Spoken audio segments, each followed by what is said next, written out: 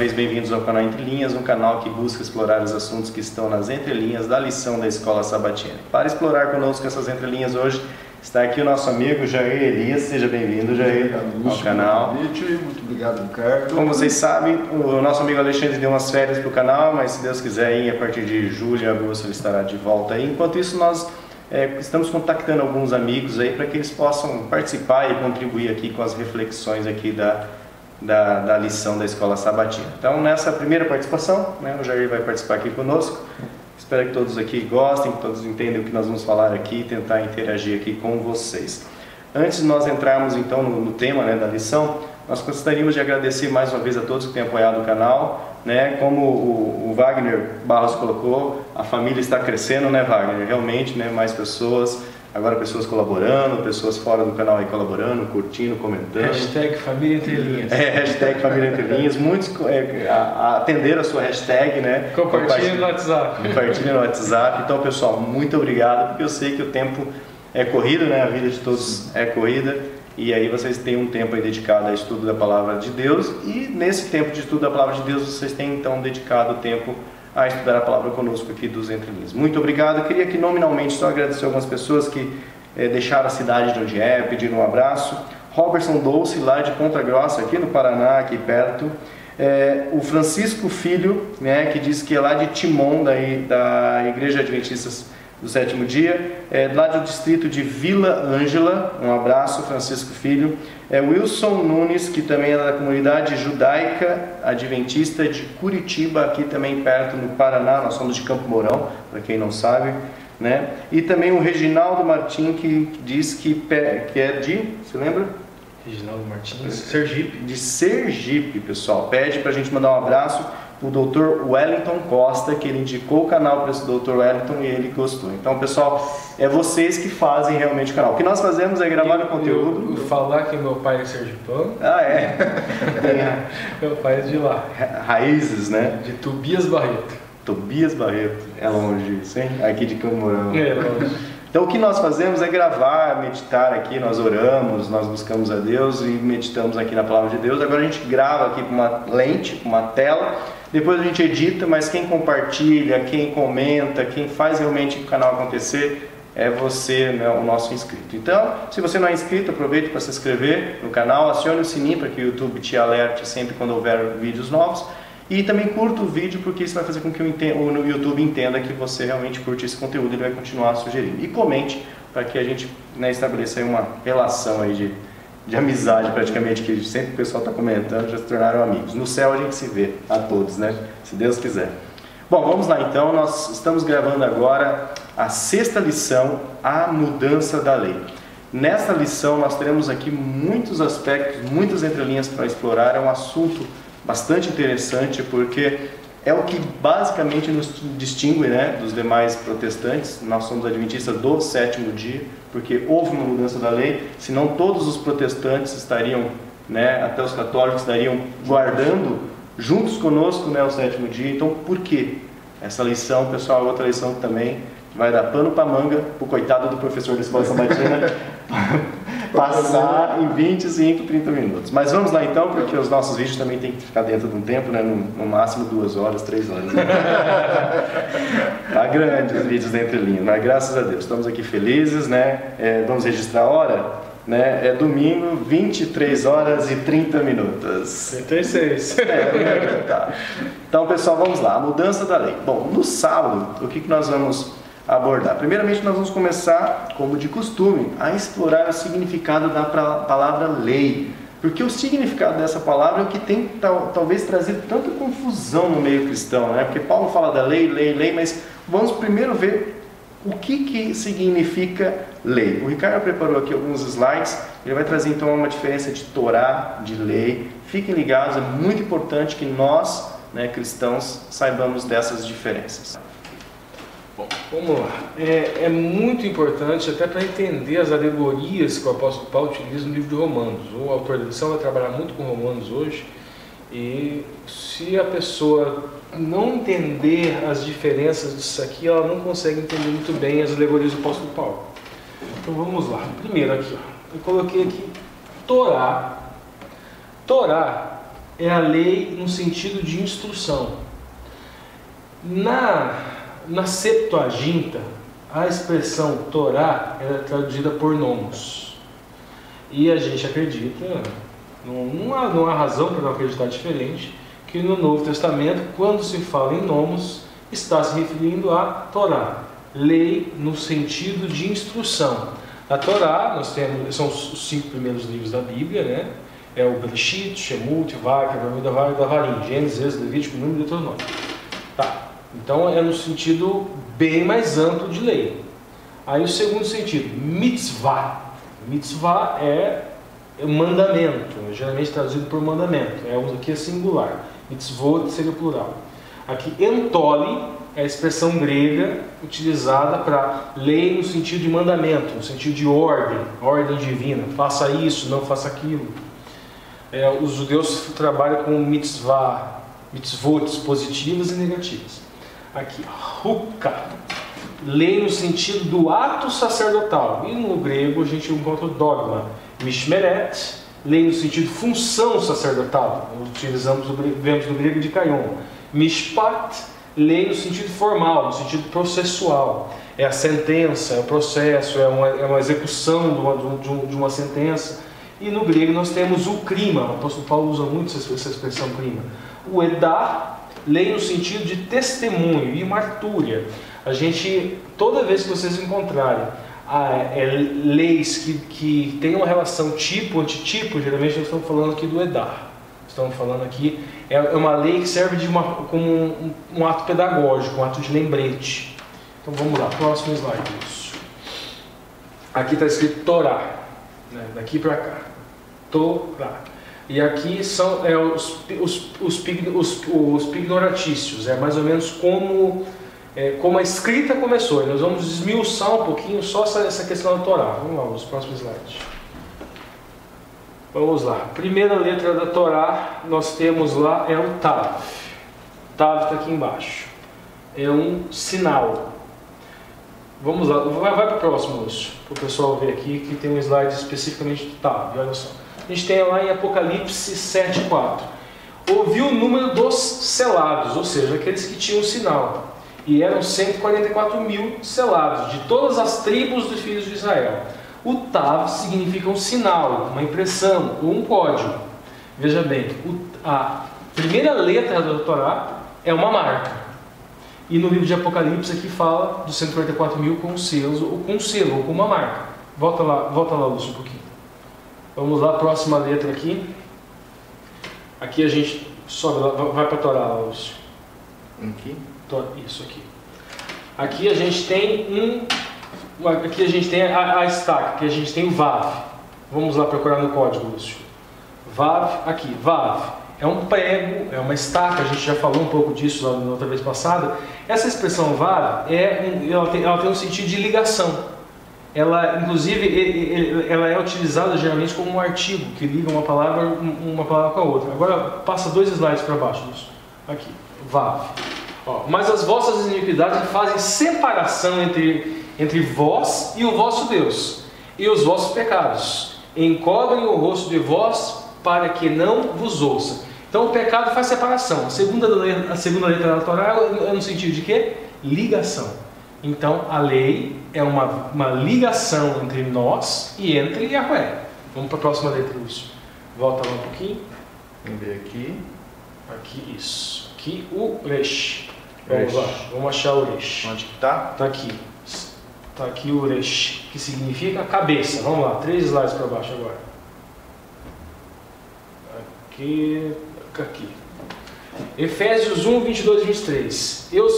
E sujeitou todas as coisas a seu pés, e sobre todas as coisas o constituiu como cabeça da igreja, que é seu corpo. Aqui o que está faltando na letra aqui? O que é o Resh? Cabeça ou início. Quem que é a cabeça da igreja? É o Messias. Então nós vemos na Torá já um símbolo, né, daquele que faz cumprir a lei, né? Ele cumpriu a lei por nós e ele nos dá as condições de obedecer essa lei. Ou seja, ele é o cabeça, ele é quem comanda os nossos atos. Quando a gente trabalhar a alegoria de Paulo, isso vai ficar bem mais claro. Vamos para a última letra. Da palavra.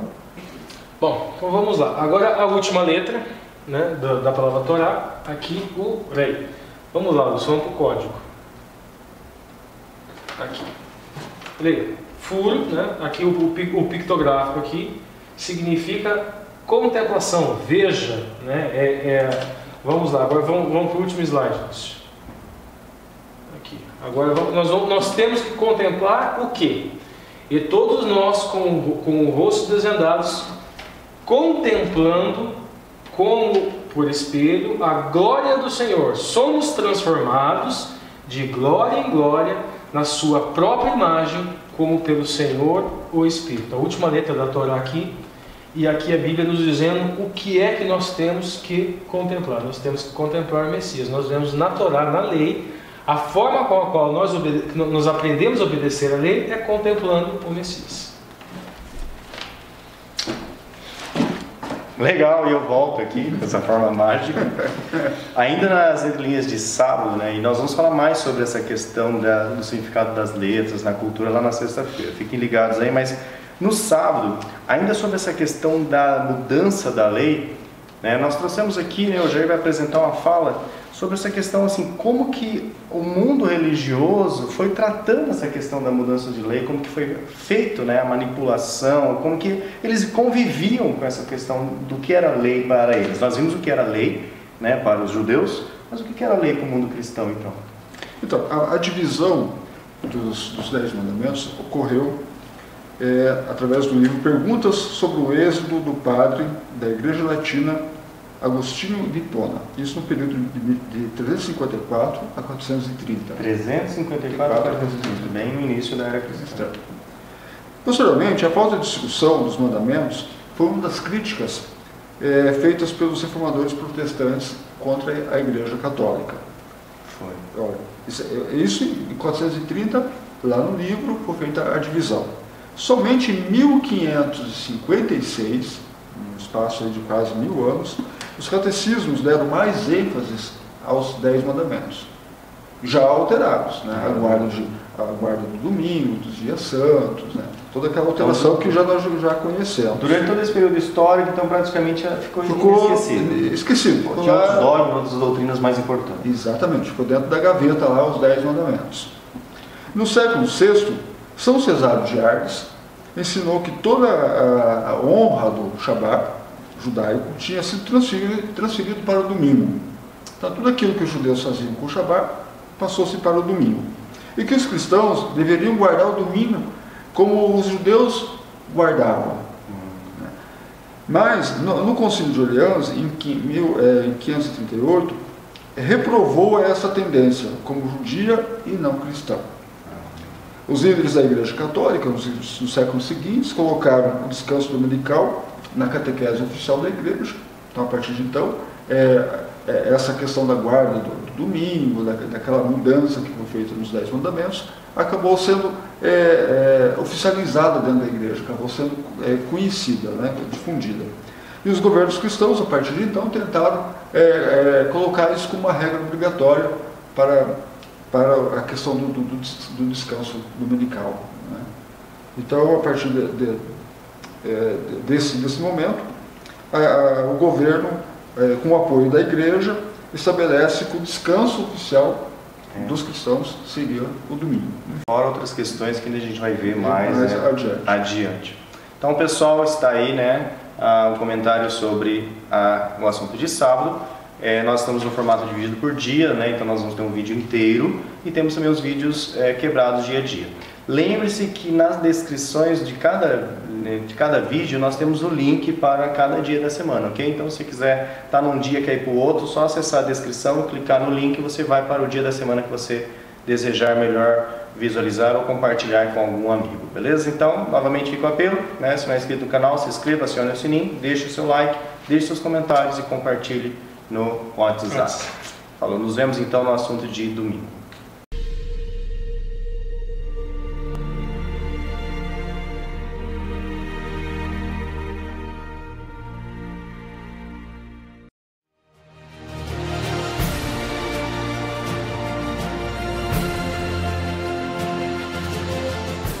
Ok, pessoal, então chegamos aqui, né, nas entrelinhas do domingo, que estamos estudando.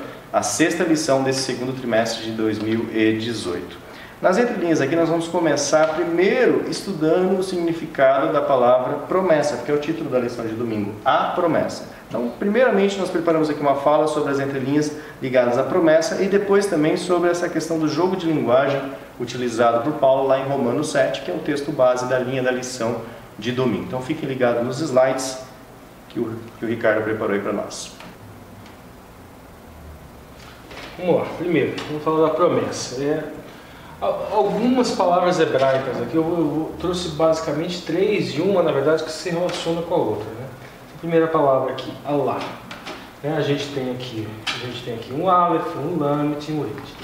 Essa palavra aqui para promessa, se a gente trocar aqui os sinais maçoréticos aqui, você pode construir uma outra palavra que é Olô, que significa maldição, e uma outra palavra, Elá, que significa Deus, com as mesmas consoantes. É só trocar o sinal maçorético aqui, mas ela também representa a questão da promessa. É que tem muito vídeo na internet lá que tentam criar histórias mirabolantes. Não tem nada de mirabolante nisso não, é só falando de muçulmanos lá, não quero nem tocar nesse assunto. Outra questão da promessa, aqui o Dabá, né? Aqui a gente tem um Dalet, aqui um Bet e aqui um Resh. O Davá, né? O Dabá é palavra. E tem uma outra palavra que está no próximo slide, que é Omer, também ligada à palavra. Por que está falando de palavra, está falando de promessa? Não tinha uma distinção assim muito precisa entre a questão da palavra e a questão de promessa. E normalmente se dava a palavra e a palavra tinha um valor. O valor era em função do crédito que aquela família tinha, ou então a pessoa era forçada a jurar em nome de Deus, a empenhar a sua palavra em nome da divindade com a qual ele cultuava. Então a gente vai ver um exemplo aqui, Salmo 77, 8. Cessou para sempre sua benignidade, acabou-se já a promessa, e daí Omer, é palavra. É um Aleph, um Men e um Resh, que veio de geração em geração. Aqui nós vemos aqui Omer, que é dito, fala, e aqui foi traduzido por promessa. Então vamos lá, próximo slide, Lúcio. Aqui, Salmo 119, 38. Confirma a tua imeratha, né? A tua promessa ao teu servo que se inclina ao teu temor. Aqui é a mesma raiz, a mesma raiz de Omer, que é palavra. Aí a gente tira aqui o sufixo, a gente monta a mesma raiz, palavra. Vamos lá, próximo slide. Agora a questão aqui do apóstolo Paulo. Nós vamos começar aqui. O apóstolo Paulo, ele trabalha com um jogo de linguagem, né, nesses textos da lição, que funciona da seguinte maneira. Isso aqui é Rumash, isso aqui é texto. Trouxe aqui até um pergaminho que foi encontrado. Isso é texto. O apóstolo Paulo trabalha da seguinte maneira: o texto não serve para nada. Você pega o texto, daí você coloca. A Torá é conteúdo. Então você pega o conteúdo da Torá, o conteúdo do texto, do Rumash, e coloca na sua mente. E daí ele utiliza um jogo de linguagem, o Espírito de Deus. O Espírito de Deus trabalha aquilo que nós chamamos hoje de iluminação. Ele vai nos iluminar e vai nos dar compreensão do texto, colocando esse texto na nossa mente. Agora, isso vai gerar um conflito. A lei, daí ele fala a lei, utiliza a expressão nomos lá, no caso então ele está falando da Torá na mente, da instrução, a lei enquanto instrução na nossa mente, e vai gerar um conflito contra uma outra lei. Então nomos ou Torá da carne. Então o conflito de Torá da mente e a Torá da carne. Vamos lá, vai para o próximo slide que tem uma imagem. Aqui é o conteúdo, né? O conteúdo da Torá, a Torá é conteúdo, e aqui, próximo slide, aqui carne e espírito. A Torá da mente, aquilo que está na mente, ela vai gerar um conflito. Qual é a solução que o apóstolo Paulo encontra? Ele faz um outro jogo de linguagem e utiliza a expressão o Espírito de Cristo. E traz um novo conceito que é a Torá, ou o nomos, né? A lei do Espírito. Conforme você alimenta mais a sua natureza espiritual, a sua natureza carnal, aí vai surgir o Espírito de Cristo, é o que vai nos fazer obedecer, que vai nos fazer alimentar a natureza espiritual. Veja aqui, quem você alimenta, mais vencerá. Esse é o jogo de linguagem do apóstolo Paulo, que ele trabalha com a palavra nomos, palavra lei, equivalente a Torá. Eu volto aqui. Como vocês percebem, na verdade a confusão é dada pelo desconhecimento da origem da palavra. As pessoas têm uma confusão no meio evangélico que nós vamos ver. E é interessante, agora nós vamos só estudar um pouco nessas entrelinhas de domingo, porque assim, dada essa promessa, que foi dada há muito tempo, está lá anotada nas palavras, mas nós temos um período chamado período das trevas. E como que essa promessa, Jair, ficou oculta durante esse período das trevas? O que eles tinham então no lugar dessa promessa?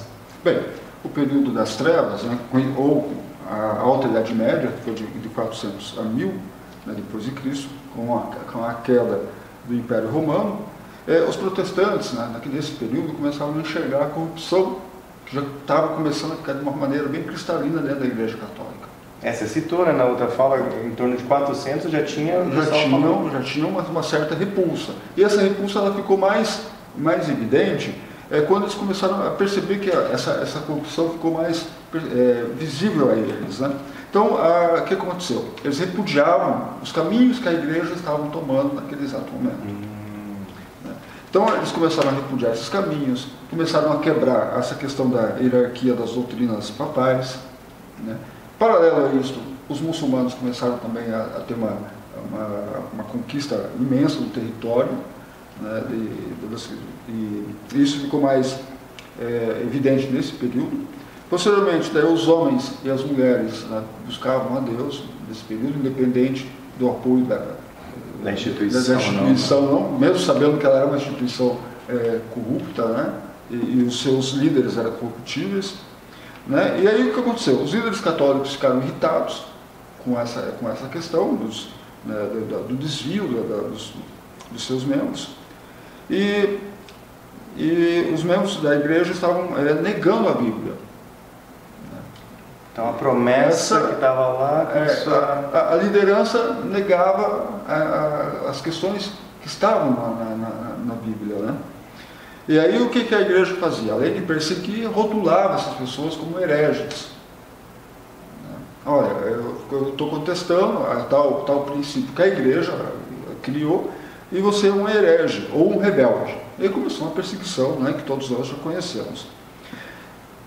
A Bíblia, nesse período, ela foi colocada na gaveta. Toda promessa estava dentro da gaveta. E o que era permitido? Para as pessoas terem conhecimento, somente os salmos em latim.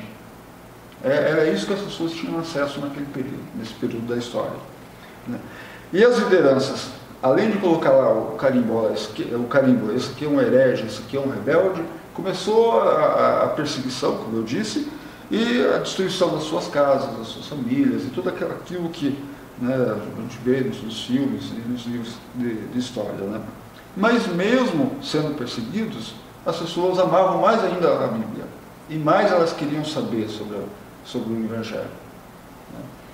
E aí o que aconteceu? A Bíblia começou a ser impressa, as cópias ganharam mais traduções, 33 línguas, até no advento da impressão, com Gutenberg.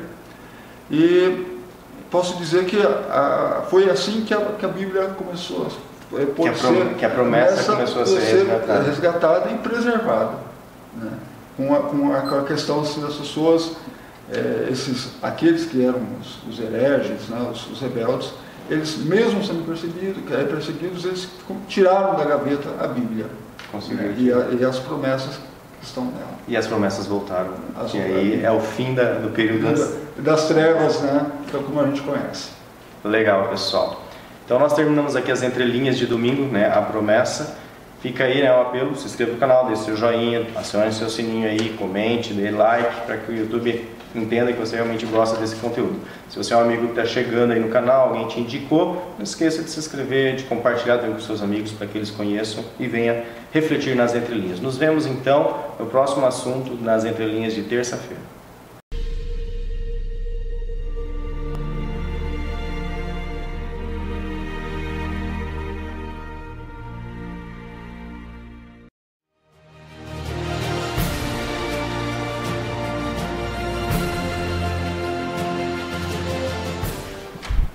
Ok, pessoal, então estamos aqui para agora estudar as entrelinhas da lição de segunda-feira, dessa sexta lição do segundo trimestre de 2018. Tem como tema a lei e o pecado.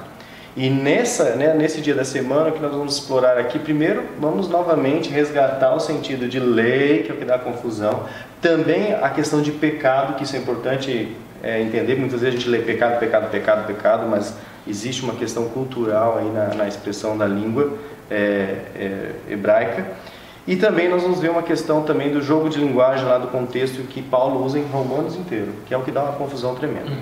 Na fala do Jair nós vamos trazer aqui uma relação da igreja com a lei e com o pecado. Então fiquem ligados, agora nós vamos começar então com os slides que o Ricardo preparou aqui pra gente. Bom, vamos lá, só vamos recapitular um pouquinho, nós já falamos disso, para a gente ter um raciocínio mais fluido, né? Torá, nomos, né, que normalmente está traduzido em português por lei, é lei no sentido de instrução. Só para a gente recapitular, de onde a gente tira isso. No Novo Testamento a gente vê lá assim, o Messias diz que ele não veio para revogar a lei e os profetas. O que ele está falando? Está falando do Velho Testamento. Está falando a lei, no caso a Torá, os 5 primeiros, os profetas, os demais livros. Então daí é que se conclui isso. Nomos, ele está querendo dizer Torá. Daí a gente tem a lei no sentido de ordem ou mandamento, que é mitzvah, ou no grego entole, lei no sentido do ato sacerdotal, estatuto, ordenança, que é a huka, ou dogma, lei no sentido de função sacerdotal, a mishmeret, ou dikaioma, às vezes também isso aqui é traduzido como justificação. Lei no sentido formal, mishpat ou crima, né, a sentença, o ato executório, e os testemunhos, edá ou martura. O apóstolo Paulo utiliza bastante os testemunhos. Vamos lá, próximo slide. Tá, agora vai ser importante para quando a gente for falar de pecado.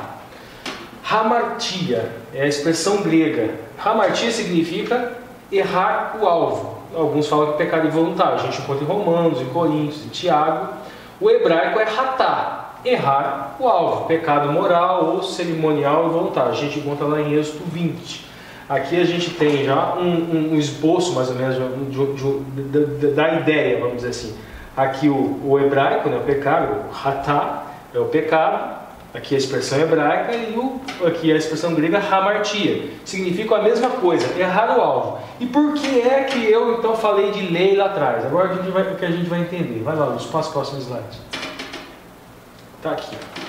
Torá. A raiz da palavra Torá é aqui, ó, lirot.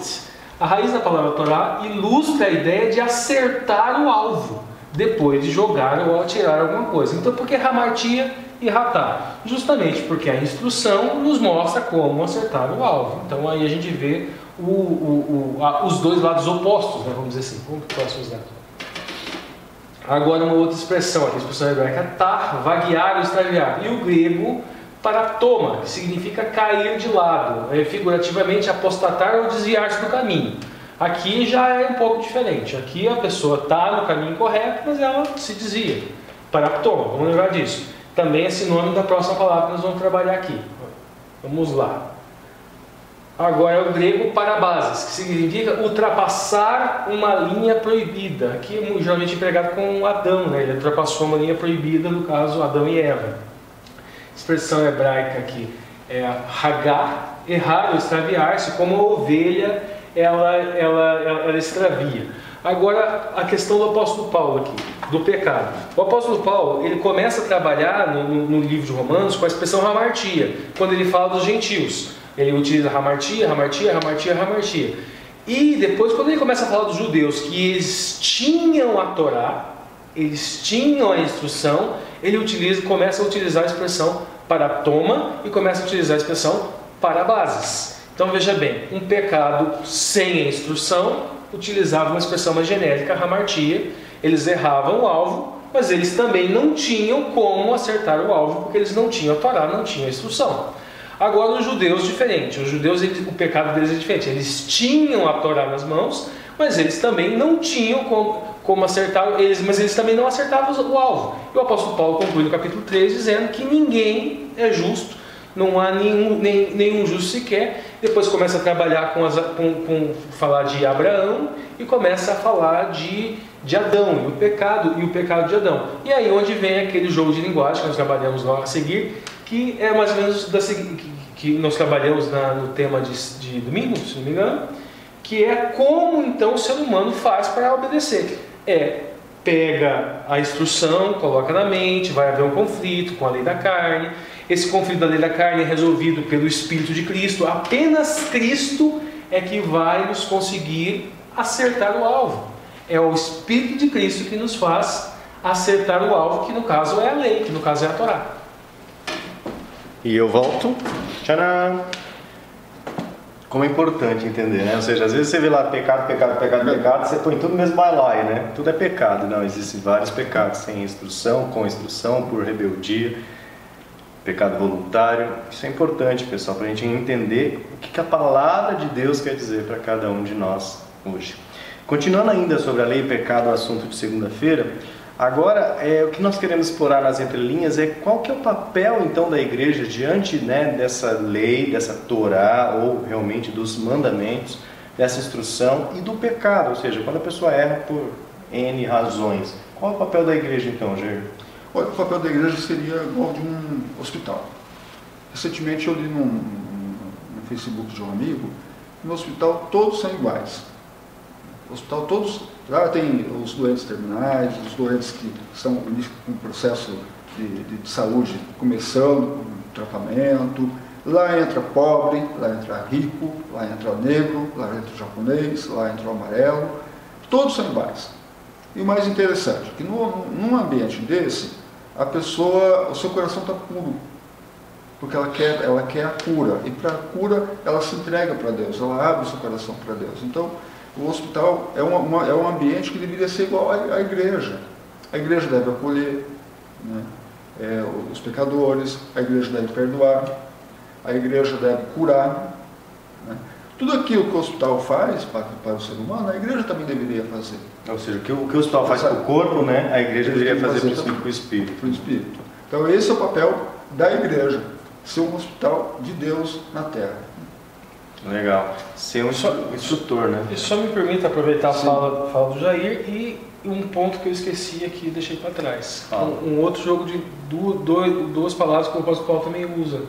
Ele utiliza a expressão nomos para lei da graça e lei das obras, a Torá da graça e a Torá das obras. O que significa a Torá das obras? A Torá das obras é a parcela do Pentateuco que fala das obras, e a outra parcela é a parcela do Pentateuco que fala que tipifica aquilo que Cristo iria fazer por nós, que é a Torá da graça. Aquilo que o Jair está falando, a igreja é um hospital. Geralmente a igreja, a pessoa se converte, né? E a pessoa começa a achar, porque ela parou de beber, porque ela parou de fumar, porque ela parou de, sei lá, disso, aquilo, e começa a olhar a Torá das obras e começa a achar, eu cumpro a Torá das obras, eu consigo me salvar.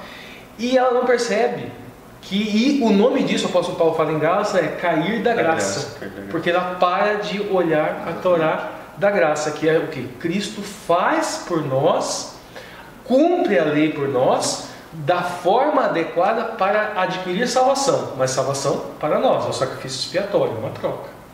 Existem várias fases, né? Porque primeiro que a pessoa era um pecador pleno, vamos dizer, um pecador sem instrução.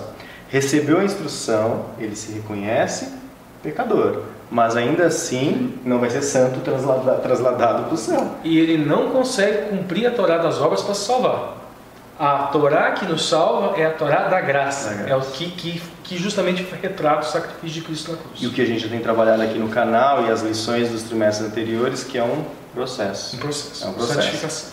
Então seria como na analogia do hospital, você entra doente, entra um processo, e às vezes você está lá doente de novo.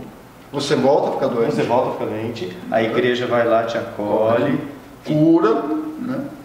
Que coisa, pessoal, realmente precisa do Espírito Santo, porque a gente tem uma paciência muito curta, né? Às vezes uma intolerância com os irmãos, e às vezes eu vejo, e o que é importante, acho que só faltou essa fala talvez aqui no vídeo, a igreja, ela está então para auxiliar, para curar e não para julgar.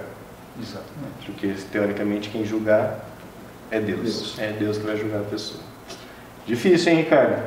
Difícil. Nós temos umas barreiras aí nas nossas comunidades, porque foi interessante na lição anterior, a gente estava falando sobre os tipos, né? Os essênios, os zelotes, né? Os fariseus, saduceus, e às vezes a gente entra em conflito com esse pessoal que realmente quer tornar... E o apóstolo Paulo, ele fala claramente que a Torá das obras, ela serve para mostrar o quão perdido nós estamos.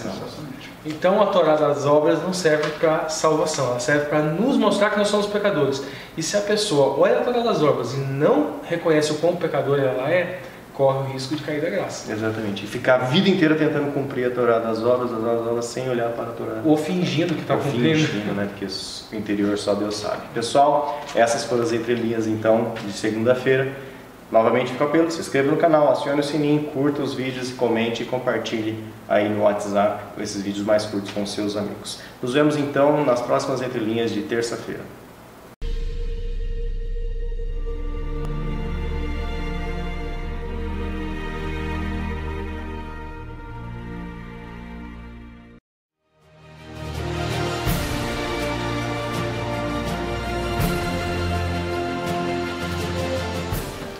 Ok, pessoal, então chegamos aqui no estudo da lição de terça-feira, do sábado para o domingo. É a sexta lição, né, do segundo trimestre de 2018. Aqui nós vamos começar, então, primeiramente explorando a análise dos textos que o autor cita aqui, João, Atos, né, e Coríntios. Nós vamos ver um pouco, né, só do contexto desses textos. E na entrelinha principal, né, nós vamos ter aqui, na verdade, um quiasmo no quarto mandamento. A gente tem falado, né, sobre esse estilo de texto, né? Essa espécie de paralelismo invertido. E você vai ver assim, quão poético e quão significativa é a palavra de Deus. Pessoal, fiquem ligados, estão nos slides, depois ainda temos mais entrelinhas. Vamos lá. Primeiro eu só vou dar uma passada pelos textos. Olha, em João 20, 19, 23, lá no versículo 19. Chegada, pois, à tarde, naquele dia, Deus sublinha aqui, o primeiro dia da semana, domingo, estando os discípulos reunidos com as portas cerradas por medo dos judeus. Por que eu sublinhei isso aqui? Gente, não havia um culto. Eles estavam reunidos no domingo por medo dos judeus. Chegou Jesus, pôs-se no meio deles e disse, Pai seja convosco. Essa é a passagem que está ali na lição. Não tem nenhum mistério. Próximo, Atos 26. Vamos lá. Aqui eu vou ler só essa parte. E no primeiro dia da semana, ajuntando seus discípulos para partir o pão, Paulo, que havia partido no dia seguinte, falava com eles e prolongou a prática até o meio-dia. Aqui alguns entendem que talvez tivesse sido começado uma pregação no sábado, ter anoitecido, em função da extensão daquilo que Paulo falou, anoiteceu e chegou ao primeiro dia, que era o domingo. Mas mesmo assim, o primeiro dia juntou seus discípulos para partir o pão. Era um junta-panela? Eles se juntaram no primeiro dia para partir do pão. Provavelmente houve uma pregação antes do apóstolo Paulo, entraram no domingo e foram se alimentar no primeiro dia da semana. Aqui também não há nenhuma ilustração de que era uma prática cultica dos apóstolos no domingo. Não há. Atos 2:46, e perseverando unânimes todos os dias no templo, e partindo o pão na casa comiam juntos com alegria e singeleza de coração. Eles eram unânimes, perseverando unânime todos os dias no templo, e partindo o pão. Também não há nenhuma demonstração cultica no domingo aqui, nessa passagem que está na linha da lição. Não vai ter muita dificuldade do professor na classe. Eles se reuniam todos os dias na igreja deles, né? Até porque era uma sociedade completamente diferente da nossa. Vamos para a próxima. 1 Coríntios 16, 1 e 4, que no primeiro dia da semana, cada um de vós põe de parte que eu poder juntar-se, conforme a sua prosperidade, para que não faça as coletas quando eu chegar. Aqui o apóstolo Paulo está instruindo para eles fazerem as coletas do dízimo no primeiro dia da semana. Não está instruindo para eles fazerem culto no primeiro dia da semana. Mas vamos lá. Agora aqui o quiasmo. Êxodo 28:11. Antes de falar do quiasmo, uma coisa importante também, você veja bem. Quando foi dado os mandamentos de Deus, e aqui nós estamos aqui no Êxodo, foi um evento que o povo viu, um evento assim fantástico, quando foi entregue esses mandamentos de Deus. foi algo assim, o próprio dedo de Deus, a palavra de Deus.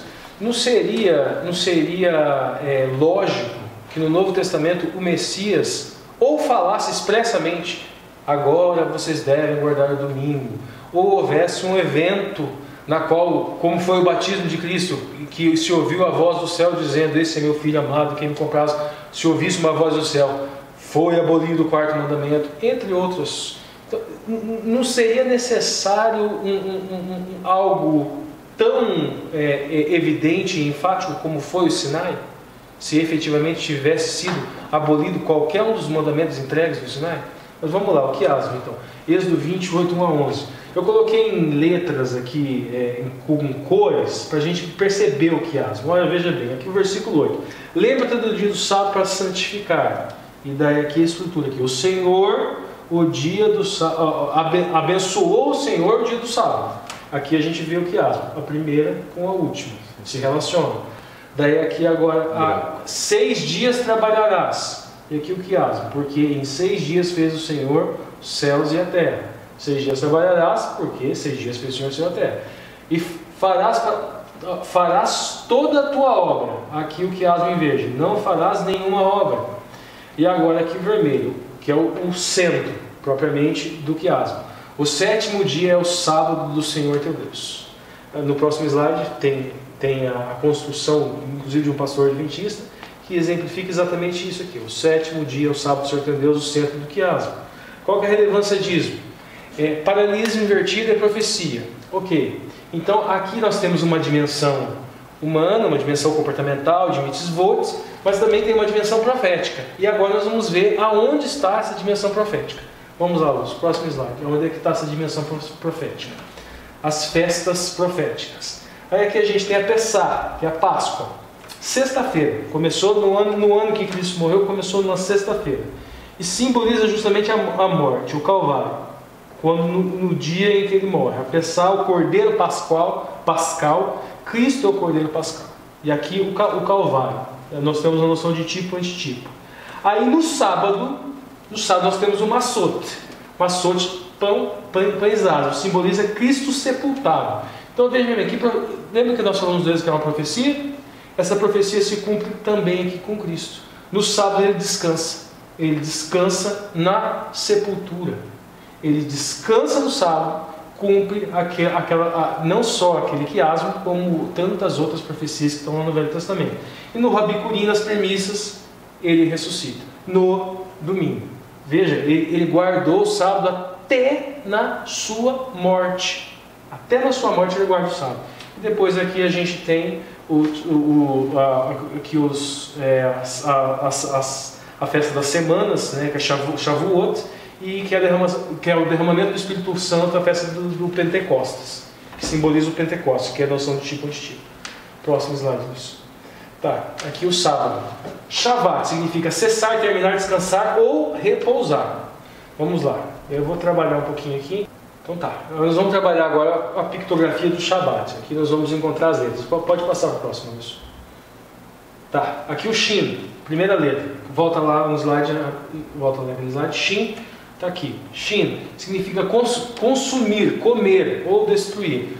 O sábado, primeira letra, é o que? É um dia para você consumir. Consumir o que? O alimento espiritual. O alimento espiritual é justamente o Messias, é conviver com Yahweh, é um dia separado para você se alimentar espiritualmente.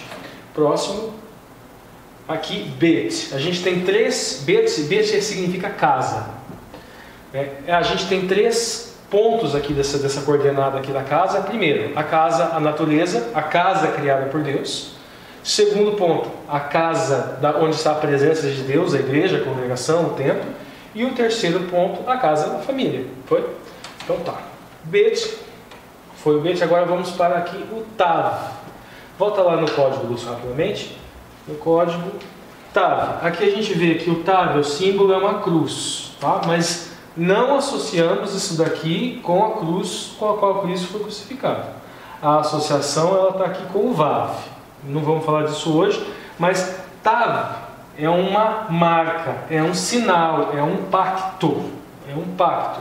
Então volta lá agora para o último slide. O Tav é um pacto de Deus com a sua esposa, no caso com a igreja. É um pacto de Yahweh, ou seja, o sábado é um pacto da divindade com o ser humano. E o Tav é o que exalta isso. Lúcio? Ok, pessoal, então como vocês viram, né, esse quiasmo é bem interessante, né? Quer dizer, um trechinho aí do quarto mandamento você vê como Deus trabalha as coisas. Chega a ser bonito, né, você estudar a palavra de Deus com essa profundidade. Ainda na lição de terça, do sábado para o domingo, nós vimos aqui que vários textos, inclusive o Ricardo apresentou aqui nos primeiros slides, vários textos são utilizados por cristãos para tentar justificar a mudança do sábado para o domingo. E o Jair aqui, inclusive, ele trouxe aqui algum material na fala dele, né, que vai mostrar assim, como as pessoas até aceitam o sábado, mas no final dá uma justificativa meio tosca assim, para ir para o domingo, né? Nós temos aqui o dicionário da Bíblia, que é uma publicação do John Davis, publicado pela Casa Publicadora Batista. Aí que daí folheando, né, tem vários assuntos. Sábado, primeira linha, dia de descanso instituído por Deus para ser observado por todos os homens. Daí vai aprofundando. Diz que existem provas evidentes e muito abundantes de que o sétimo dia representa uma das manifestações da benevolência divina para o homem. Legal. Aí, mais adiante, esse texto diz: o dia sétimo chamar-se-á santo, porque é o descanso do Senhor. O sábado foi instituído para o benefício do gênero humano. As suas obrigações duram enquanto o homem viver, e enquanto subsistirem as suas necessidades. Aí, bom, até aí, só defender o sábado, mas por que essa denominação não elimina? Olha só, aí no final, bem próximo ao final do texto, eles justificam dessa seguinte maneira: desde o princípio, a Igreja Apostólica reunia-se para o culto no primeiro dia da semana, dia em que Jesus Cristo ressuscitou dos mortos para a nossa justificação. Aí eles citam Atos 2, de 1 a 27 e assim por diante. Nesse dia é que os cristãos de Galácia e de Corinto deveriam, segundo as recomendações de São Paulo, fazer as coletas em benefício dos pobres. Aí justifica lá, 1 Coríntios 16, acabamos de analisar. Esse primeiro dia da semana ficou-se chamado Dia do Senhor, ou domingo, e passou a ser considerado como dia de descanso, igual ao sábado judaico. Então, aqui no final, eles dizem assim, que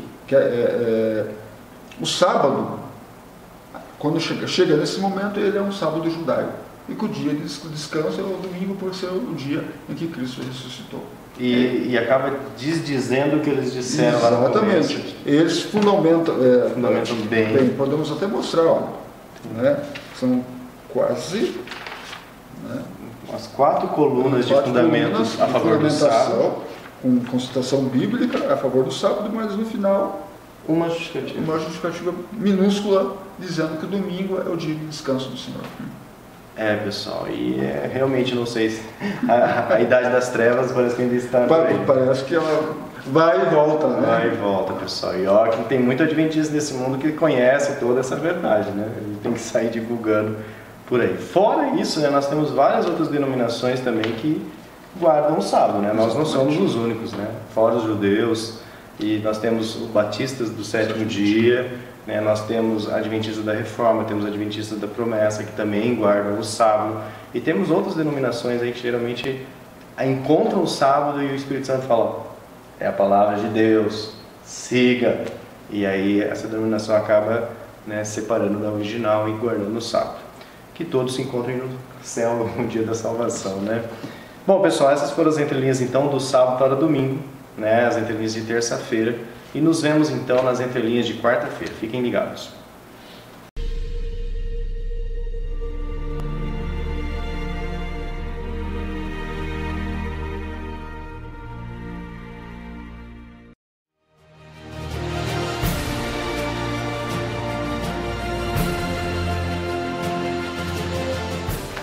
Olá pessoal, então chegamos aqui ao estudo das entrelinhas da lição de quarta-feira, que tem como título O Sétimo Dia no Novo Testamento. Quarta-feira da sexta lição do segundo trimestre de 2018. Nós vamos começar aqui primeiro, foram resgatados aqui todos os textos praticamente, né, quase uma pesquisa exaustiva, todos os textos em que citam o sétimo dia no Novo Testamento, ok? E nós vamos ver o que na verdade, comentar por cima, porque você pode ir lá e depois anotar esses textos e ler o que Jesus, o que os discípulos estavam fazendo nesses textos. Tá? E na segunda parte nós vamos falar sobre o Senhor dos Sábados. Bem interessante essa entrelinha que nós estamos fazendo para vocês. Então, primeiramente, fiquem ligados aqui nos slides que o Jair vai apresentar aqui para vocês. Então, vamos lá. Jesus, os discípulos e os apóstolos faziam um trabalho missionário no sábado. Hoje nós podemos encontrar isso nos evangelhos da Bíblia. Em Mateus, em Marcos, em Lucas, em João e em Atos. Atos 16, 13, todos esses livros mencionam o que Jesus fazia e os seus discípulos faziam no seu trabalho missionário no sábado.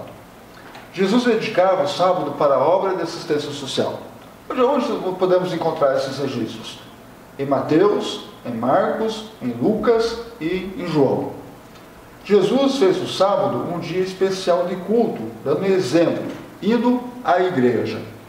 Isso nós podemos encontrar nos livros de Marcos, Lucas, em Lucas nós temos várias citações que mostram que Jesus ia aos sábados à igreja, que ele acordava, fazia a sua preparação e na sequência ia à sinagoga. Jesus repreendeu severamente a maneira farisaica de guardar o sábado. Isso nós podemos ver no livro de Mateus 12, 5. Dando sequência, os discípulos e os apóstolos observaram o sábado.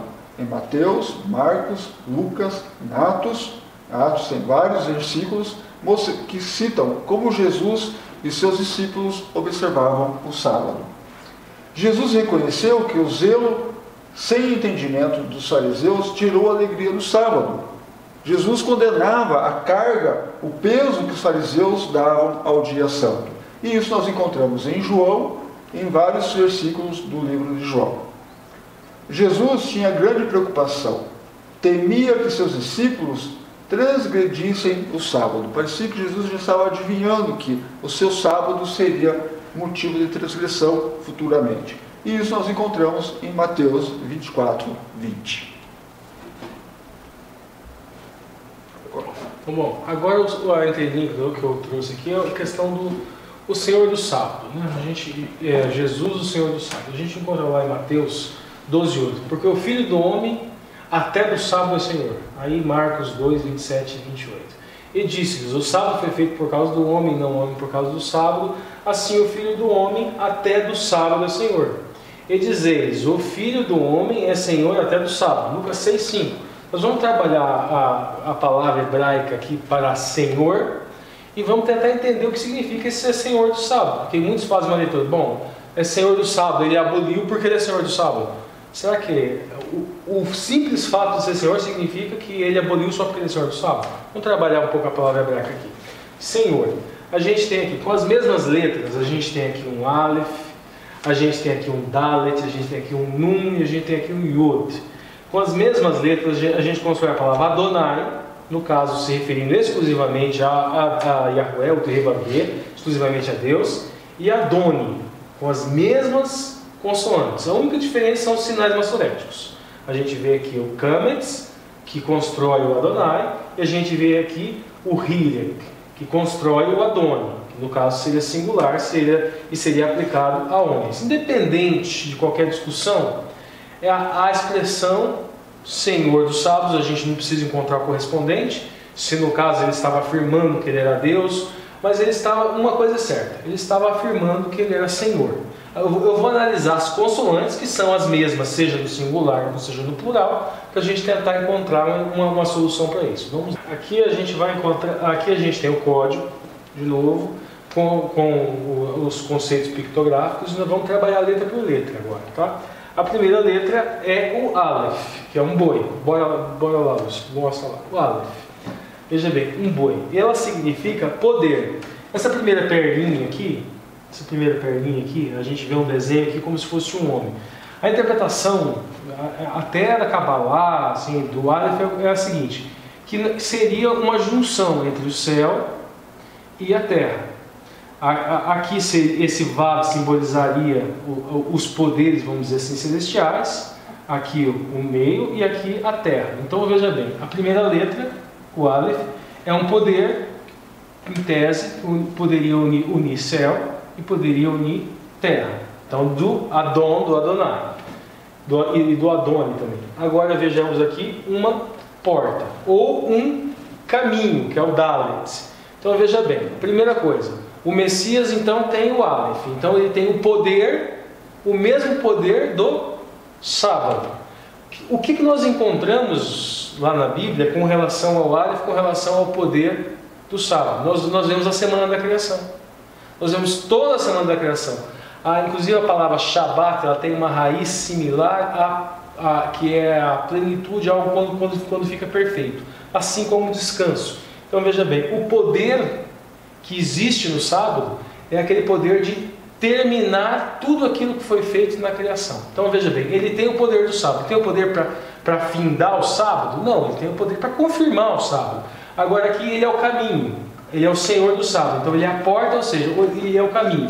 Ele é o caminho justamente para o Shabat, justamente para o descanso, justamente para aquele poder da criação que se encontra no Aleph. Poder criador que se encontra no Aleph. Você vai relembrar o poder do Criador no sábado. Vamos lá, Lúcio, para a próxima letra. Agora aqui o Nun.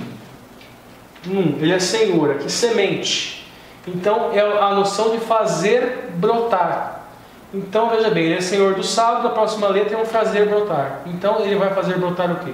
Vai fazer brotar aquele poder criador do sábado. Ele é o caminho e ele é o agente que faz brotar isso no nosso coração. Vamos lá, próximo. E aqui uma mão. Veja bem, aqui é o Yod, é uma mão. O Messias, no sábado, a gente tem uma conotação geralmente ligada com relação a não fazer nada. Ocorre que o Messias ensinava e criticava os fariseus justamente por essa noção equivocada do sábado. Eles esqueciam essa letrinha aqui do Yod. É ilícito fazer o bem ao sábado? O sábado é um dia de atividade também, mas é um dia de atividade voltada a Yahweh. É um dia de atividade espiritual. O ir à sinagoga aos sábados não era uma atividade? O pregar no sábado não era uma atividade? Então esse Yud aqui, geralmente ele é esquecido até por nós. O dia de sábado é um dia para atividades. Mas que tipo de atividades? Atividades diferentes. Atividades vinculadas a essa mão aqui, essa mão que é o próprio Messias. É falar do Messias, é ensinar sobre o Messias, é fazer o bem no sábado, é ir visitar o enfermo, é pregar o Evangelho e tudo mais. Vamos lá. Aqui, Gênesis 2:3. Aqui um ponto, e aí nós encerramos aqui. E vendo Elohim, vendo Deus, acabando no dia 7º, e aqui eu gravei isso aqui, vocês vão entender no próximo slide porque eu gravei isso aqui. Beyom Hashev, no caso seria o 7º dia. Terminou a sua obra que tinha feito e descansou. E no 7º dia dei de novo, Beyom Hashev. Vamos gravar o que Beyom. E toda a sua obra que tinha feito, ele abençoou o dia 7º, e o santificou, porque nele descansou de toda a sua obra que Deus criara. Agora vamos no próximo slide, vamos lembrar aqui do Beyom, tá? Gênesis 3:5, porque Deus, agora aqui é a serpente falando. Porque Deus sabe que no dia, Beyom, no dia em que comeres, abrirão os seus olhos, e sereis como os Deus, sabereis do bem e do mal. Aqui a serpente, ela utiliza um outro dia. Nós temos o Beyom aqui associado ao término da criação, ao poder criador de Deus. E Deus criou o homem pela palavra. E a serpente enganou a mulher pela palavra. E aqui nós temos então um dia da mentira, que é no caso atrelado à serpente, e lá o dia da criação atrelado à palavra. E agora o Messias, que é essa palavra. E Satanás, que é o pai da mentira. E associado aqui no Gênesis a um dia da semana. A um dia específico, no caso. E eu volto aqui, né, para nós encerrarmos então as entrelinhas da quarta-feira, o 7º dia no Novo Testamento. Espero que vocês estejam aprendendo bastante coisa aí dessas entrelinhas, pessoal. Novamente, né, se você gostou desse conteúdo, se inscreva se não é inscrito, acione o sininho, deixe seu like também para ajudar aí ao YouTube entender que esse conteúdo é bom, que muitas pessoas gostam, e também compartilhe com seus amigos para que eles venham estudar nessa profundidade, nesse nível de profundidade, esses assuntos, como você vê, né? Observando a escrita original, você consegue ver, não original mesmo, porque ainda houve uma transição, mas ou seja, que ainda mantém muitos significados que podem se perder com a simples tradução aí para a nossa língua de hoje, ok? Nos vemos então no próximo assunto, no assunto de quinta-feira.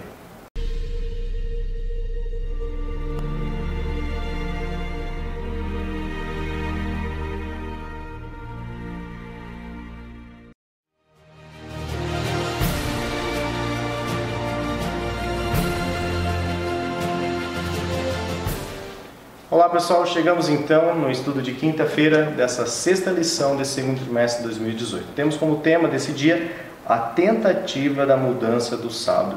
E aí mais uma vez nós vemos que Deus, na sua infinita sabedoria, deixa rastros na sua sagrada palavra de que realmente as palavras, as ordens que ele deixou seriam mudadas com o tempo. Então, o autor pede aqui para a gente analisar Daniel 7 e também fazer um paralelo entre Apocalipse 13 e comparar com Daniel 7. Então, fiquem ligados, o Ricardo vai começar aqui com alguns slides e depois nós vamos explorar aqui alguns períodos históricos para você ver como que a nossa cultura foi lidando, né, com o sábado, que ficou com o nome de sábado judaico, para o domingo cristão, né? Então, fiquem ligados aí nos slides, fiquem ligados aí nas entrelinhas.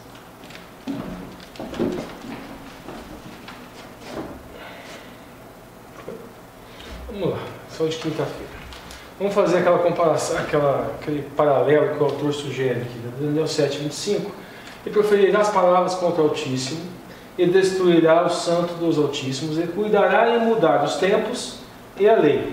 E eles serão entregues na sua mão por um tempo, e dan, né, a expressão aramaica aqui para tempo, e tempos, daí aqui a gente vai ter um prefixo aqui, e um plural, né, o V aqui é o prefixo, e aqui o in aqui é o que torna plural, é veidanim, no caso tempos, aqui metade, coloquei o aramaico aqui para metade, e novamente de um tempo. Então a gente tem o quê? Um tempo, dois tempos e metade de um tempo.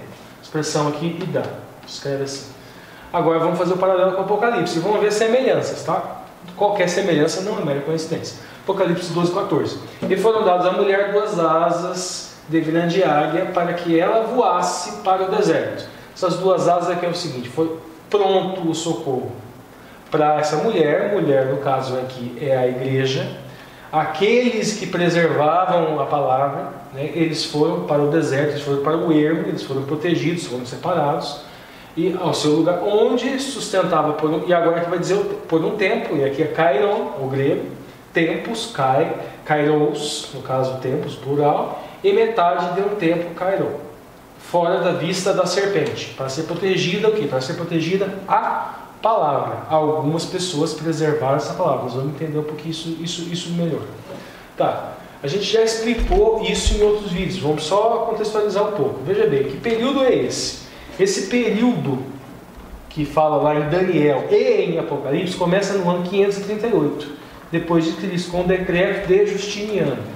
Ó, dá exatamente 1260 anos, que foi aqui onde começa, com o decreto Justiniano, a supremacia papal.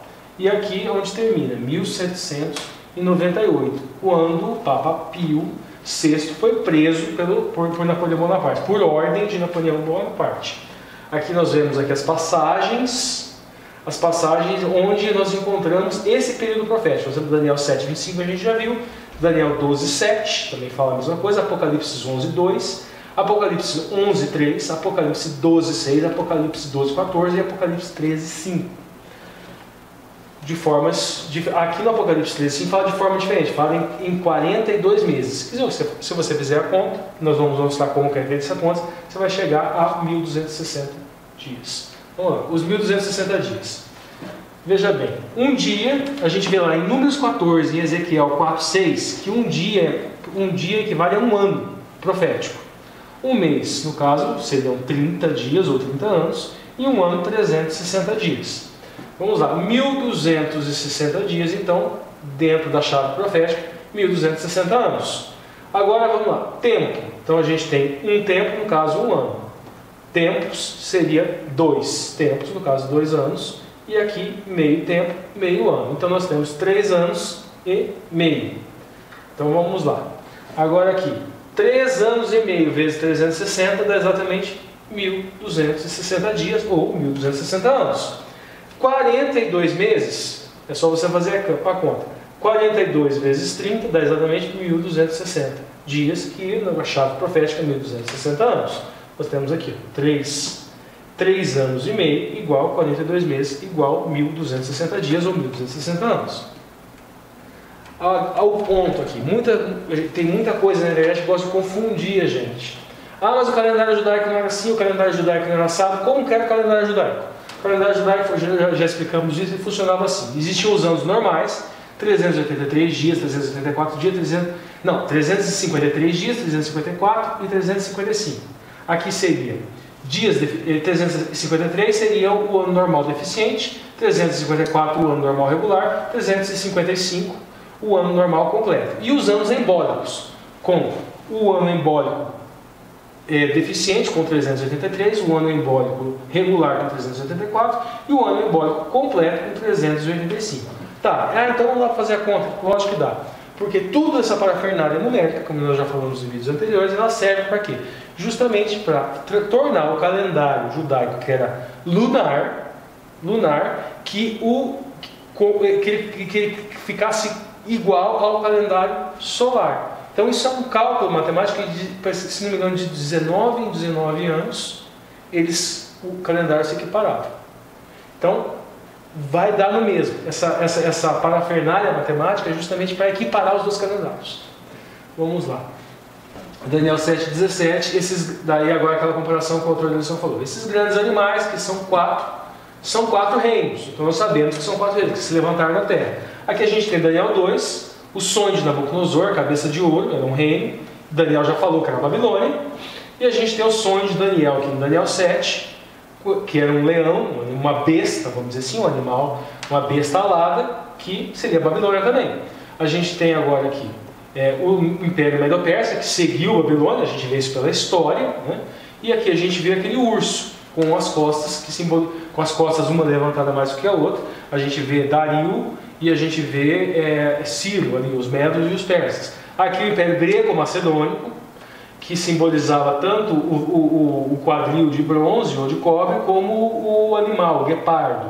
E aqui seria o próximo império que seguiu, vamos dizer assim, a linhagem do povo de Deus até chegar ao Messias, que é aquela besta que não tinha como descrever. Seria as pernas de ferro, o Império Romano, e os pés também, que é uma extensão desse Império Romano.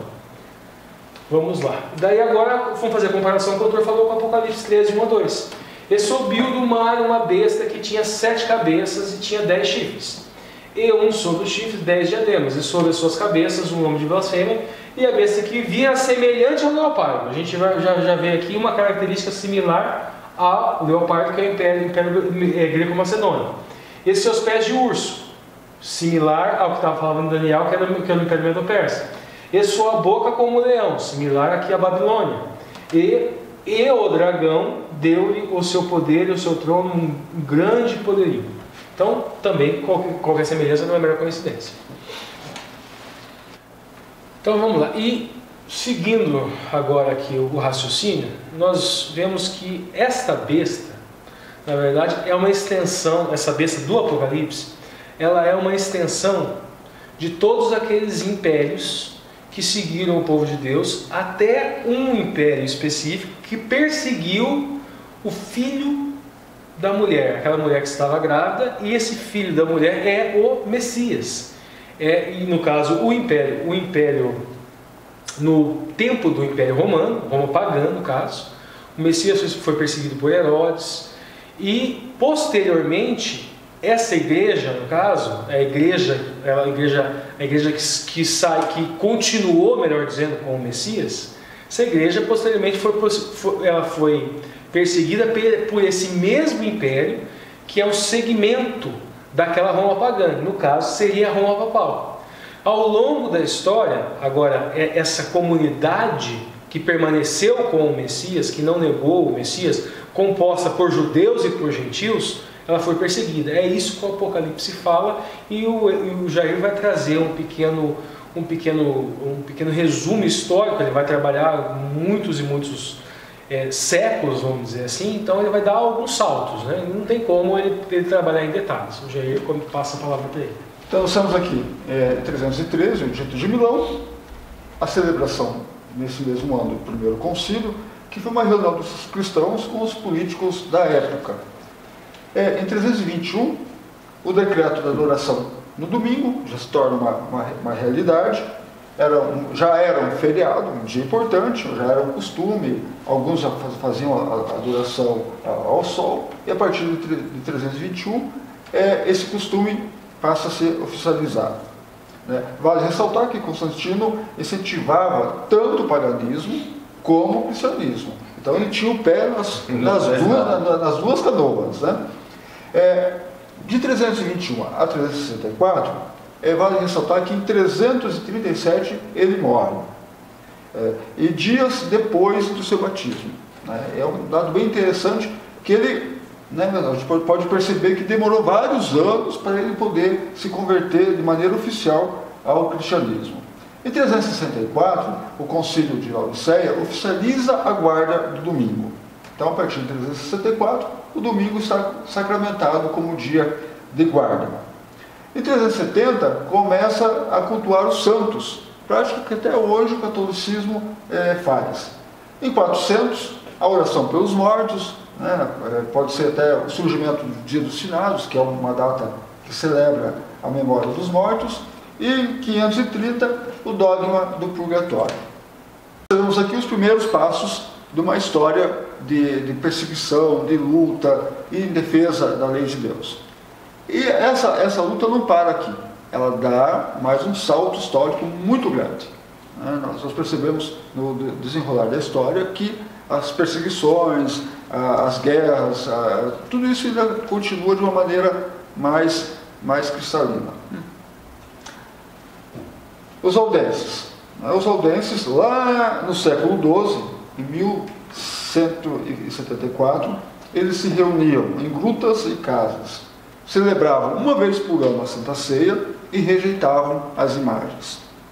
Já os albigenses, no período de 1209 a 1244, eles participaram de um conflito armado, uma iniciativa do Papa Inocêncio III, com a finalidade de reduzir a força do catarismo, que foi uma grande ameaça ao catolicismo.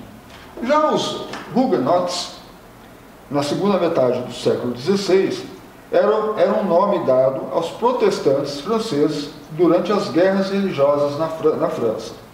300 mil protestantes deixaram a França nesse período, após a perseguição às comunidades protestantes. Culminou em 1598, quando o rei Henrique IV emitiu o Edito de Nantes, autorizando aos protestantes a liberdade religiosa e direitos idênticos aos católicos. Nós temos também a Noite de São Bartolomeu e Edito de Nantes, como eu acabei de mencionar. O processo centralizador foi marcado no século XVI pelas disputas religiosas. Esses conflitos envolviam a burguesia, nobreza e populares e se referia à fragmentação do poder e à imposição de limites ao poder real. As lutas se intensificaram no governo de Carlos IX, envolvendo a burguesia calvinista e a nobreza católica. O auge desse conflito foi a Noite de São Bartolomeu, 24 de agosto de 1572, quando milhares de protestantes foram massacrados em Paris. No governo de Henrique IV, ocorreu a pacificação do país, com a conversão ao catolicismo, com o decreto de liberdade de culto aos protestantes, por meio do Edito de Nantes. Porém, nos governos seguintes ocorreu a retomada dos conflitos, ocasionando o declínio da França e a ascensão da Inglaterra como potência europeia. Que interessante, né? Que você Muito vê que interessante. durante toda a história teve pessoas ainda resistindo, né? Em 1100 e alguma coisa, 1200, 1500, 1600 e até hoje tem um povinho aí que ainda resiste, quer falar que o sábado está vigente, que Deus é Deus, Jesus é Jesus, Espírito Santo é Espírito Santo. Preservar a lei. E preservar a lei, a Torá, a instrução, né? A instrução.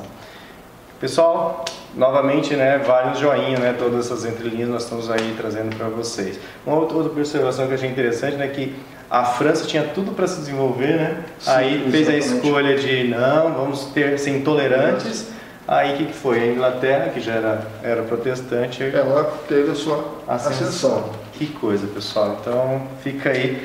Nós falamos aqui nas entrelinhas, atrás das câmeras, vamos falar assim: os países que têm uma matriz católica, e alguns cientistas sociais já afirmaram essa frase, não é minha, né?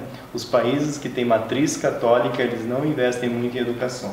Exatamente. Está escrito, né? Depois você pega as referências aí na internet e aí você percebe que realmente a cultura da população em si, a formação é carente. E o Brasil é um país de matriz católica, ok, pessoal? Então fiquem ligados aí nas entrelinhas, encerramos aqui as entrelinhas de quinta-feira e nos vemos então nas últimas entrelinhas dessa lição, dessa sexta lição desse segundo trimestre de 2018.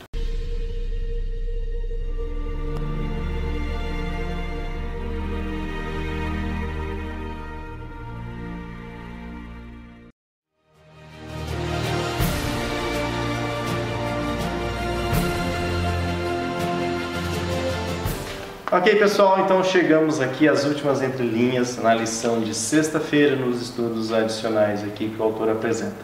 Bom, o que nós preparamos aqui de entrelinhas, na verdade, é uma análise bem interessante sobre o casamento. E nós já fizemos, né, essa análise quando nós estávamos estudando os escritos de Paulo, mas nós estamos retomando aqui, né, porque repetir é aprender. Então fiquem ligados para você ver como a mensagem de Deus fala, que você realmente tem escolhas a fazer, mas entender melhor, né, o fundamento dessas suas escolhas. Fiquem ligados. Bom, vamos lá. Pessoal que deve estar estranhando, mas o que ele vai falar de casamento? O que tem a ver com A linha da lição. O que tem a ver com a linha da lição? O que tem a ver nem com a linha da lição? O que tem a ver com a lei? É isso que nós vamos entender aqui e no estudo adicional de sexta-feira. Isso aqui é um contrato de casamento. A visão judaica é de que no Sinai houve um casamento. No Sinai foi entregue a Moshe, foi entregue um contrato de casamento, uma ketubá. Nesse contrato de casamento, entre Yahweh, o esposo, e entre a igreja, no caso, a esposa. Vamos lá para o próximo slide, que nós vamos encontrar na pictografia um pouco disso. O Aleph, no caso, lembra que a gente falou do Aleph, né? 2 iuds aqui, então o Aleph é o que vincula terra e o que vincula céu. O Aleph ele também simboliza o poder, mas o arquétipo da letra Aleph, inclusive dentro do judaísmo, até na Kabbalah, no Sufi você vai encontrar isso, é o Mashiach. Eles podem até não entender que o Mashiach é o Ben José, que é o filho de José, né? Mas eles entendem que o Aleph é um arquétipo do Mashiach. E o Tzad seria a noiva. O Tzad é uma palavra que significa o justo. Ok. Só que na visão deles, o povo justo, vamos dizer assim, é o judeu, e eles têm uma estrutura um pouco diferente daquela que é a cristã. Sob o ponto de vista cristão, o povo, quem seria essa esposa, quem seria o tzad e quem seria o povo justo? O povo justo seria aquele que foi batizado no Tevilah e depois do batismo ele emerge judeu, mas judeu do Israel espiritual, judeu no Messias. Você tem a emuná, você tem a fé no Messias, você se batiza, você demonstra através do batismo essa fé no Messias, você morre e você renasce judeu, você renasce fazendo parte dessa família, a família de Yahweh. E você agora é noivo, você faz parte da igreja, que no caso é o sentido de noivo. A ketubá, no caso o mandamento, está aqui. E a gente falou do apóstolo Paulo e o que tem a ver isso com lei. O apóstolo Paulo fala de um casamento. O apóstolo Paulo fala aqui de 2 casamentos, no caso. Um primeiro casamento do esposo com a esposa, e nesse primeiro casamento é um casamento sofrido, o esposo é chato, e ele fala que esse esposo é a lei. Mas espera lá, o esposo é a lei, você falou que a Ketubá está falando do mandamento, como é que pode? A lei aqui, o Aleph, o noivo, dessa metáfora que ele fala, é o seguinte: você é casado com a Torá. O mandamento entole está aqui. Então você tem um contrato de casamento que são os mandamentos, os 10 mandamentos. E você é casado com a lei enquanto instrução. É isso que o apóstolo Paulo está falando lá no livro de Romanos, desse primeiro casamento. Só que se você é casado com um noivo, e esse noivo é a lei enquanto instrução, você não consegue ser antissádico, você não consegue ser justo. Então você não consegue cumprir os requisitos desse casamento, você não consegue cumprir a Ketubá. A instrução, no caso aqui, você escuta a instrução, mas você não consegue cumprir o contrato de casamento. Você escuta o marido, que é a Torá, a lei enquanto instrução, e não cumpre o casamento. Agora, para resolver esse problema de você não ter felicidade nesse casamento, que o apóstolo Paulo fala, o esposo morre, a Torá morre? Não. Você rasga a Ketubá, o mandamento? Você rasga o contrato de casamento? Não. Quem morre? Você que morre. Você morre onde? Você morre no batismo. Você morre no batismo e daí você fica livre desse casamento e você passa a receber a instrução, de um outro noivo. Quem que é esse noivo? É o Messias. Agora, com o Messias, que é o Messias de amor, que é o Messias que ajuda a esposa a cumprir as obrigações que estão na Ketubá, que estão aqui no contrato de casamento. Então o Messias te auxilia a cumprir essas obrigações do contrato de casamento e você se torna tzadik, você se torna justo. É justamente isso, pode até parecer um trocadilho, mas é justamente isso que é a justificação pela fé. A justificação pela fé é o que possibilita esse casamento, é o que possibilita a harmonia desse casamento entre o Messias, o noivo, e entre a esposa. A esposa, que no caso agora justa, tzadik, é aquela esposa que ouve aquela mesma instrução, só que agora ele ouve essa instrução no Messias. É aqui o Espírito de Cristo, que faz a carne cooperar, que faz o casamento ficar harmonioso. O casamento entre o Yud He Vav He, entre o Messias, que vai passar a mesma instrução da Torá, só que ele vai te ajudar a cumprir essa instrução da Torá, e aquilo que você não pode cumprir, ele vai cumprir por você.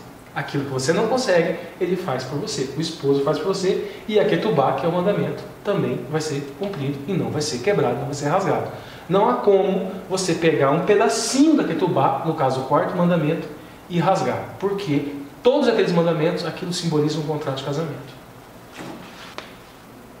Ok, pessoal, né? Então só fico alerta, né, que o Ricardo sempre está apontando aqui com os dedos. Fica mais fácil de entender, se olhar o vídeo. Então você que está com fone de ouvido aí, pessoal, ouvindo no carro, como a gente viu que muitos estão ouvindo no carro, ouvindo trabalhando. Pessoal, de vez em quando tem que dar uma olhada aqui, porque realmente são vários símbolos hebraicos para você poder entender. Depois, quando chegar em casa, dá uma olhadinha lá no vídeo, nessa parte que você não conseguiu entender de novo. Essa parte é importante ver o vídeo.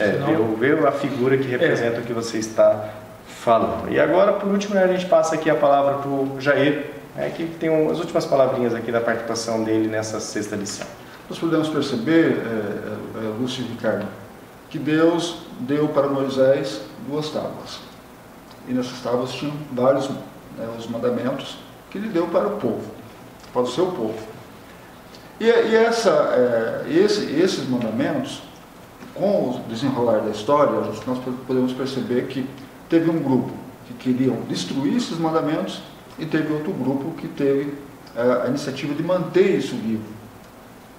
E isso é muito importante para nós. Nós devemos olhar para o passado, olhar para a história, olhar para o exemplo desses heróis que lutaram, alguns deram até a vida para a guarda do sábado, para os outros mandamentos.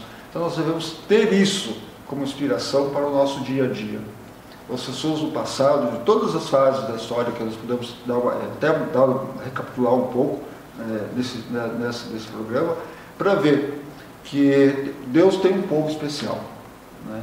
Deus não deixou que a sua palavra, mesmo colocada em gavetas, mesmo que com a força do poder político, papal, qualquer poder que dominou a terra em determinadas fases da história, Deus não permitiu que a sua palavra se apagasse. E cabe a nós levar essa palavra adiante, preservar essa palavra, mostrar ao mundo que Deus é um Deus maravilhoso, um Deus de amor, e que deu esse presente para nós, que o sábado é um presente. O sábado é um dia diferente, onde tudo é diferente, até o canto dos pássaros é diferente no sábado, tudo é diferente. E cabe a nós preservar, mostrar ao mundo que Deus deu esse presente para nós. E eu quero aproveitar aqui e fazer um agradecimento, Lúcio, pela oportunidade, ao Ricardo também, pela oportunidade que vocês me deram de estar participando aqui com vocês desse momento tão especial para o Evangelho e para a divulgação da obra de Cristo. Nós que agradecemos a sua disponibilidade, né? Só registrando Diário Lunar, são 1h10 da manhã. Esposa do Jair já ligou 2 vezes. Olha, ele está aqui, tá? A Márcia, né? A Márcia, ele está aqui.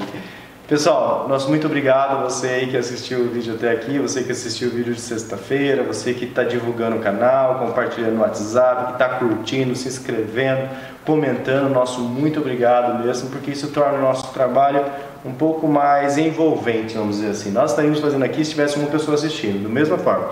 Exatamente. Mas nós temos aí mais de 2.000 pessoas assistindo por semana e a gente se sente então muito mais felizes e na verdade recai uma responsabilidade ainda maior, né? Porque nós estamos falando para uma pessoa, estamos falando aí para milhares de pessoas. Então temos que nos preparar, caprichar, orar a Deus que esse ministério continue.